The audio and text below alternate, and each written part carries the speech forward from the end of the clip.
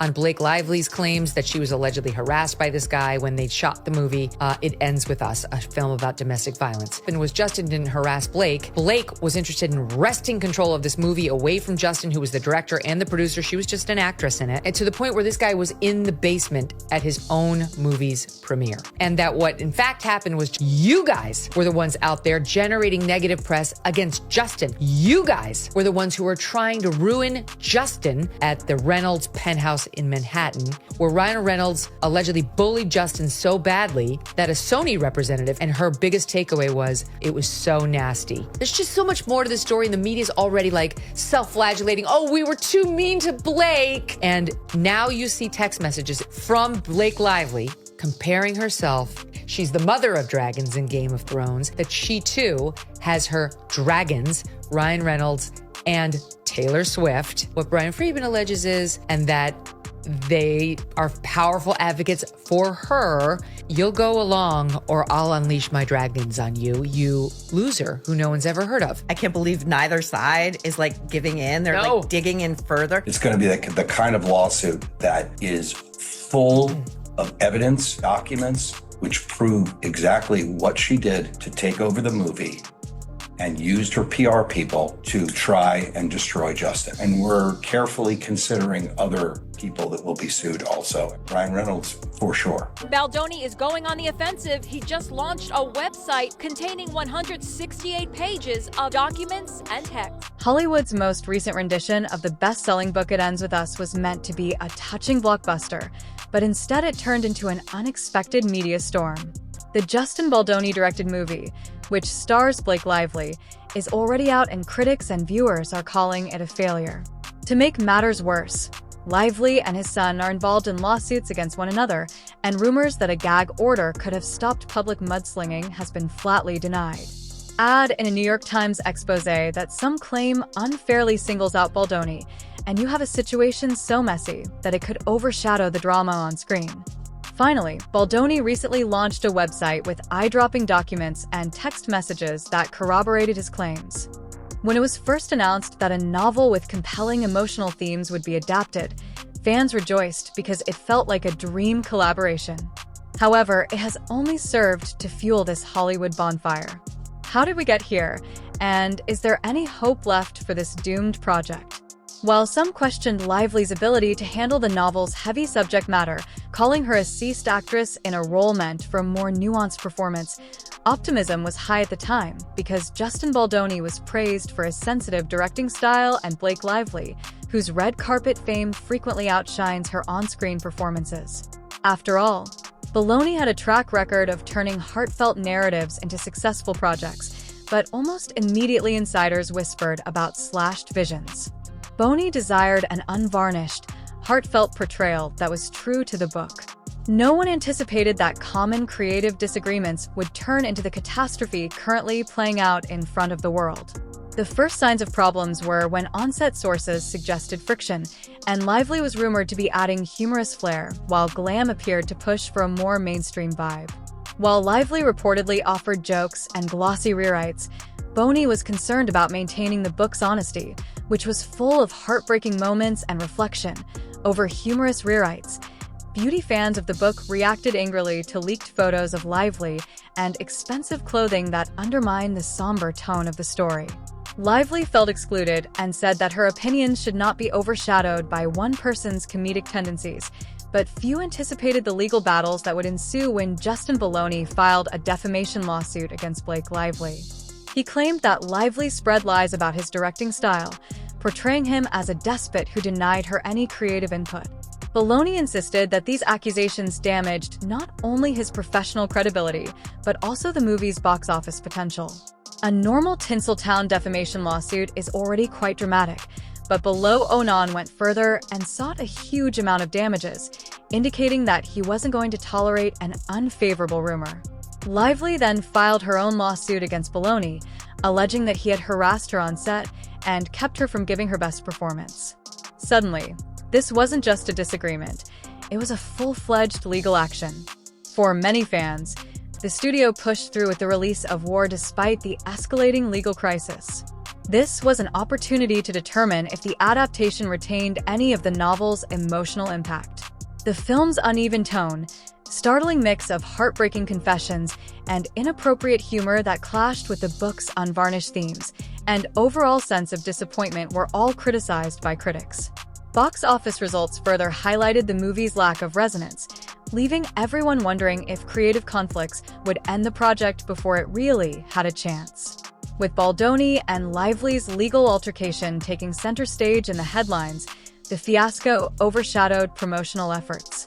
Today, the movie serves as a warning, providing embarrassing evidence that behind-the-scenes chaos frequently leads to an on-screen misfire in a last-ditch effort to stop the public from disparaging one side of the story.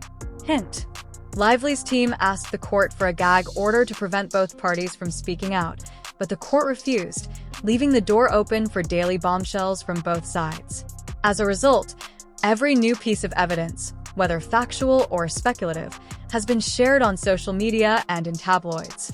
Both Belden and Lively continued to defend themselves in the court of public opinion without a gag order, whether it was Lively's camp releasing statements about her alleged mistreatment or Ballon's supporters sharing behind-the-scenes accounts. The back and forth is relentless and is overshadowing whatever dignity the film may have left, which is practically unheard of in these circles. According to Balloni, Justin Balloni created a website devoted only to the case, filled with a wealth of production emails, text messages, and papers. This evidence supports his claims that Lively purposefully misrepresented the truth and swayed public opinion to paint himself as the villain. These data are being viewed by fans and industry watchers with morbid entertaining, while some texts claim that Lively is pushing for comedic twists that undermine important emotional scenes.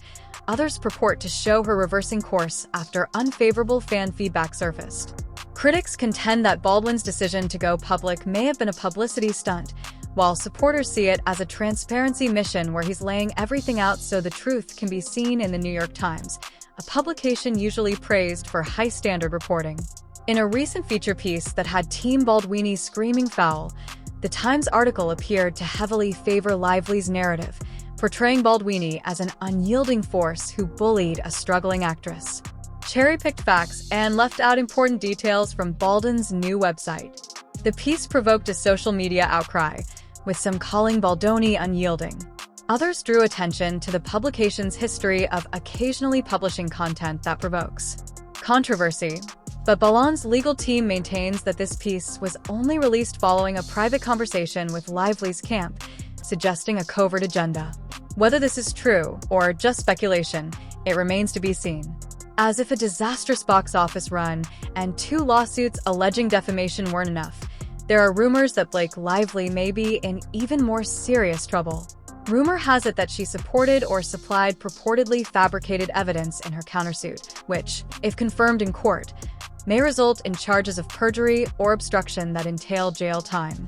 Legal experts warn that while rumors of a 5-year sentence are probably exaggerated, the mere suggestion of jail time for a Hollywood star or in any other way makes news. Although Bond's team hasn't yet stated that they're looking into criminal avenues, Lively may face a legal nightmare if the data on his website is as damaging as he says. Beyond defamation damages, sources assert that Lively sought her husband's input for comedic beats in an attempt to lighten the film's heavy subject matter after fans criticized the adaptation for ignoring important emotional themes, despite the fact that Ryan Reynolds hasn't been formally named in any filings. Reynolds is currently on the sidelines, but that hasn't stopped the rumor mill from conjecturing about cryptic text messages linking him to the comedic push that Baldoni claims undermine the novel's integrity at the heart of it. Some people wonder if references to Reynolds' influence vanished overnight and that he will be drawn into the lawsuits either as a witness or an unintentional participant in script rewrites. Fans of Rayon who long to see these themes on screen are devastated by the failure of the adaptation and are even more concerned that the drama continues after the film's release. Rather than celebrating a profound cinematic experience, viewers watch as 2 Hollywood figures accuse each other of malicious gossip and possible felony charges for a film that promised the true spectacle of soul-stirring performances has evolved into the daily highlight of legal advances. For many admirers, the most painful thing is the depressing thought that the film's failure would overshadow the deeper meanings of the book. The release of It Ends With Us was meant to commemorate the adaptation of a famous book into a movie, but instead it has become a never-ending tale of lawsuits and countersuits. A scathing article in the New York Times some refer to a new website full of evidence that might seal someone's destiny as a smear campaign. If claims of falsified evidence are upheld in court, Blake Lively may potentially be sentenced to prison. Additionally, the adaptation is regarded as a critical and commercial piece of work. Thus, all eyes are now on these two legal rivals. Belden, who is frequently characterized as genuine and sympathetic, needs to demonstrate that he is not the heartless person. According to the New York Times article, Lively, whose celebrity status is being scrutinized, battles for her freedom and reputation. Meanwhile, many who previously fervently supported it are now reeling from an adaptation that was clouded by scandal. Will it conclude with a last-minute armistice that attempts to mend the damage, or with discreet settlement talks in a dramatic courtroom showdown that surpasses the film's own drama? What do you think? Did the New York Times go too far in attacking Baldoni? Or is he actually the overbearing force that PC depicted? Hollywood can be unpredictable, and this story is far from over, but one thing is certain. It's a warning about what happens when creative visions collide, egos collide, and the unstoppable spotlight of public scrutiny refuses to go. As the tale progresses, there will be more to learn. Thank you for tuning in. Please subscribe and ring the notification bell to be the first to know when new secrets are revealed. Blake Lively could possibly face jail time if the rumors of fabricated proof prove to be accurate.